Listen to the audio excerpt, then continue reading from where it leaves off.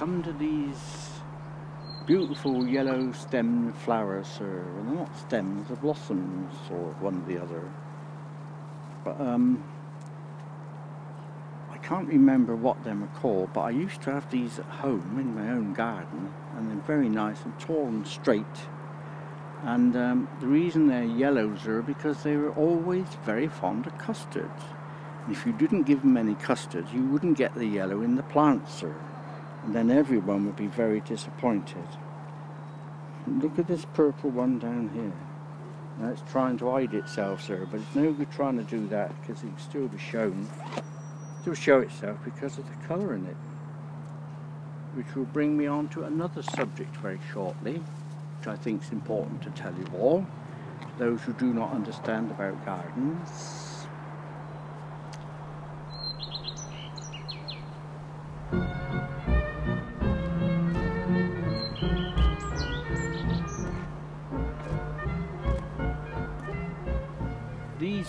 These are known as yucca plants, and they're quite yucky. If you dare to eat them, they quite make you ill. And the other thing, sir, is don't get too close to them, because on more than one occasion I've had me back to them and found that half my clothing's been stripped in half because the points are so sharp. So do be careful. You'll get a very nasty surprise here if you forget that you've got one behind you, as I have done in my enthusiasm in learning about plants, you know. And don't do that either, as you're likely to have a thumb which is bleeding or a finger which is bleeding, you understand, sir? You have to be so careful in this life, in this world.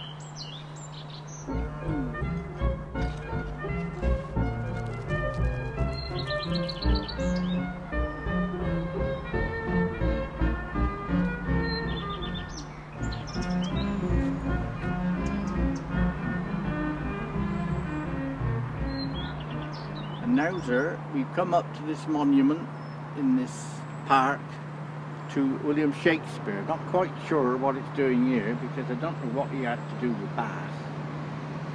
In any case, they put one here. But in those way off times, sir, there used to be the question, will he or won't he write these plays that have been accorded to him?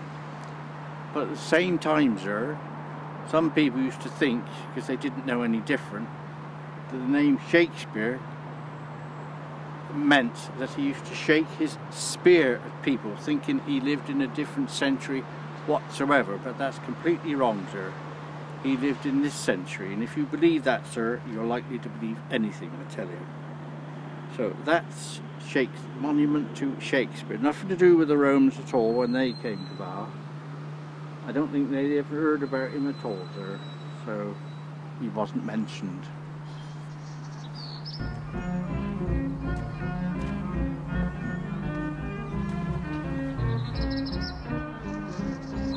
Now this is a nice flower, sir. This one is very well known in Colorado, sir, which I'm told is in Texas, if I've been told right. But there's no scent to this one at all, sir. But it does look nice.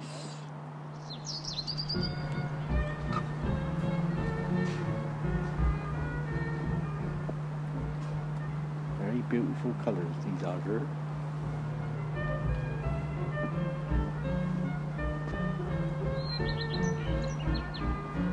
These bushes, sir, whatever they are, they're very spiky, but they're no good. They're not going to give you any colour in the winter, and when you really need the colour in the garden, sir.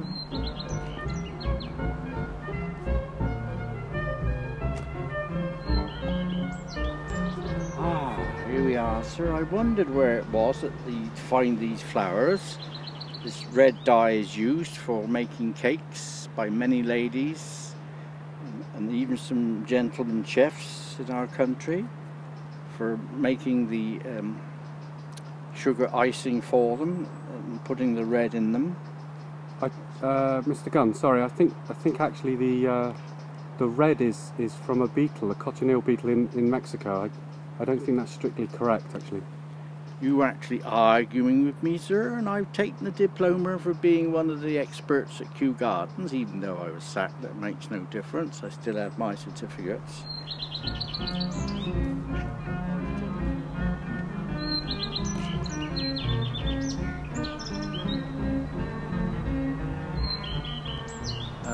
And another thing that I wanted to talk to people about, sir, is the best way to creating and bringing colour into their gardens at Christmas time. Because with these winters that we're getting, we're not getting the snow now, and you can't really, it's difficult getting colours or sorting what might come up in colours, sir. So I have an idea which I think everyone should use. And the simple idea is, sir, that at Christmas time you bring out your Christmas decorations and you put them across the garden. The garlands, you string them from one bush to another. You can put on Chinese lanterns hanging from them, and you can, providing there's no wind, sir, or else you'll set fire to them accidentally, you can put in the little candles and light them up, sir. No problem then, you've got your colours at Christmas. No need to worrying about what sort of plants you need to get or what you should get to provide colours. Just put out your decorations, sir. And if it's likely to rain, we just bring out some tarpaulins and put over them until the rain's gone and hope it doesn't come back again, sir. So you'll find that very useful, hopefully.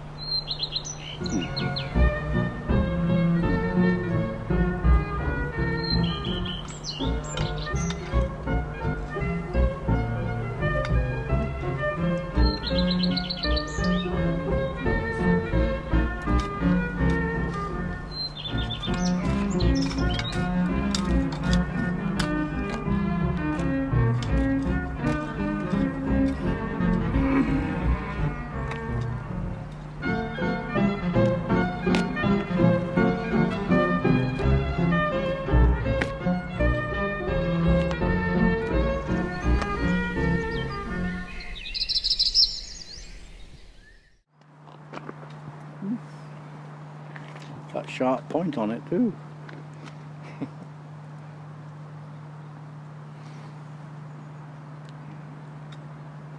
Shall I talk to them doing?